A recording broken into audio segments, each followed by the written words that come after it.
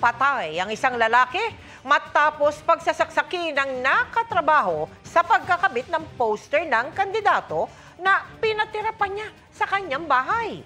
Ang kapatid ng biktima huli naman matapos umanong magwala. Nagbabalik si Jomer Apresto. Exclusive! Nakaupo ang magkapatid na sina alias Rod at Mike sa Marsan Street sa Sampaloc, Maynila pasado alas 9 ng umaga kahapon. Maya-maya, isang lalaki ang biglang lumapit at hinataw ng speaker ang 46 anyos na si alias Rod. Tinadyakan niya pa ito bago dumukot ng patalim sa kanyang bewang kaya agad na napatayo ang magkapatid. Ilang beses pa niyang inambahan ng saksak ang biktima. Hanggang sa tuluyan na niyang pinagsasaksak si alias Rod. Sinubukan pang lumaban ng biktima pero hindi na kontento ang sospek at itinarak na sa bungo ng biktima ang kanyang hawak na patalim. Dito na tuluyang humandusay ang biktima. Habang napatakbo naman ang kapatid na si alias Mike, sumakay na motor ang sospek pero hindi pa siya agad umalis at tila pinanood pa ang biktima hanggang sa tuluyan siyang malagutan ng hininga.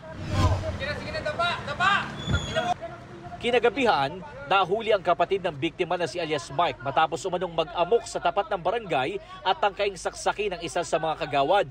Bigla niyang inugot, hinabol ako. Siyempre tumakbo ako. Nakakita ko ng kahoy. O sige, sumugod ka. Ayun na nga, may dumating na ng pulis. O nakita po nila, 2 kutsilyo ang nakuha ng pulis natin. Ay kung madamay. Pero sa kwento ni alias Mike, pang self-defense niya ang mga dala niyang patalim matapos siyang makatanggap ng pagbabanta mula sa sospek. Sa isang text message, makikita na humingi pa ng pasensya ang sospek sa kanyang nagawa. Pero karugtong nito ang babala na iisa-isahin nito ang pamilya ng biktima sa oras na gumanti sila. Yung kutsilyo po, galing sa bahay ko yan. Kumbaga po, bumili ako ng pagkain ko, self-defense. Dito na kinuwento ni alias Mike na ang sospek sa krimen, nakatrabaho lang ng biktima habang nagkakabit sila ng poster ng mga kandidato para sa eleksyon.